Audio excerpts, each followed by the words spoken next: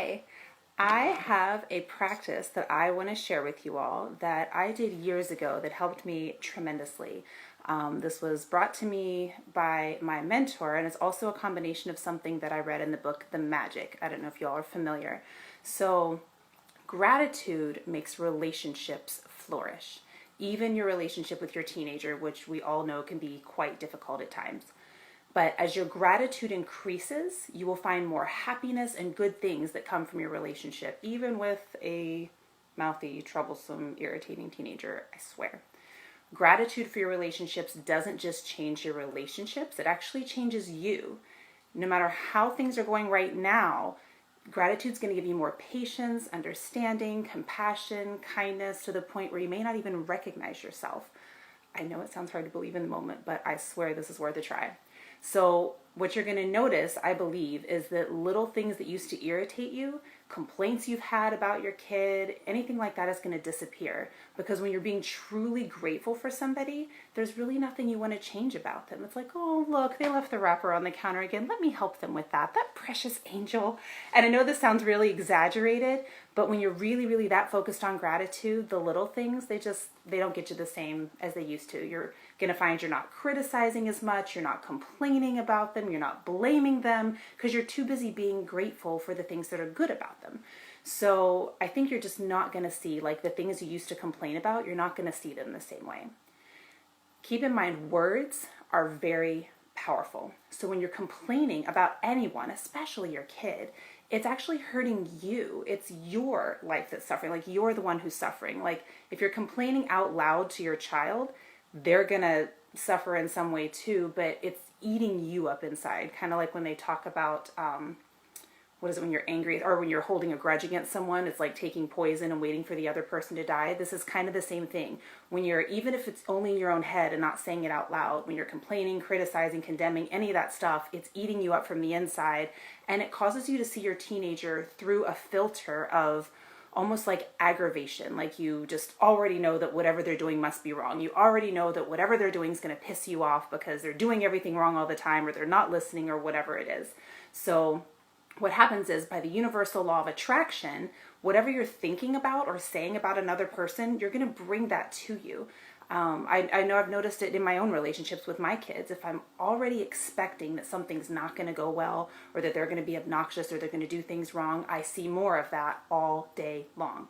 But when I focus on what's good, then I see more of what's good happening. It literally multiplies. Imagine if every person close to you said, I love you, just the way you are. How would you feel? Like, how would that impact your life? And imagine how it would feel to your child to feel that from you, and to know you really meant it, that you love them just the way they are. Even if they've got dirty underwear strung across the bathroom floor, even if their room looks like a tornado went through twice, even if you've asked them 17 times to do the same thing, you still love them, and you understand this is just where they are in their life. This is that space. This is that difficult period. And you love them right through it. Even if your relationship with your teen is good, it will get even better with this practice. It will be stronger relationship, more fulfilling, and more enriching than you ever thought it could. So what I want you to do is sit down and think about the things that you're most grateful for about your teen. And if you want to do this later about your other kids, or your partner, or your parents, or anyone that you struggle in your relationship with, I highly recommend it.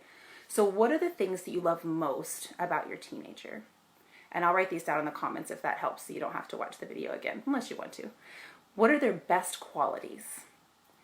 You could be grateful for their patience, their ability to listen, their talents, their strengths, their compassion, their good heart, their wisdom, their laugh, maybe their good judgment. It could be their smile, their sense of humor, their eyes. It could be grateful that they forgive you when you've had a bad day and they catch it. You could even be grateful for things that you enjoy doing with them. Or maybe you'll recall a time that they were there for you. Maybe you were having a rough day and they just came and gave you a hug. Or they listened to you vent about something that was going on in your life. So for this practice, what I want you to do is spend just 3 minutes, and I swear this 3 minutes goes by so fast, and physically write down with a pen and actual paper. It seems to be different than when you do it on your phone. I swear, I don't know why, but it is different. If you're not willing to do it on a pen and paper, electronic is better than nothing. but spend 3 minutes, and you're only going to get about this much written because we don't write as fast as we type and we're used to typing fast. 3 minutes for 21 days, and this is vital. By the time you get to the end of the 21 days, you are going to notice a totally different relationship with your child. So just spend 3 minutes any time of day writing down a little notebook, a little journal, everything you can think of that you are grateful for about your teenager. And feel free to share in the comments what's going on for you, what changes you're noticing, if you have difficult days, anything like that. But by the end of the 21 days, I'd really love to hear what you've noticed about your relationship with your child. So today's March 2nd. If you start today, go until the 23rd. And I love you too, Shar. You're so precious. Or if you start tomorrow, go until the 24th. 21 straight days, only 3 minutes a day. You'll think it was 30 seconds. Set a timer on your phone. I can't wait to hear what happens in your relationships. Sending massive love to all of you.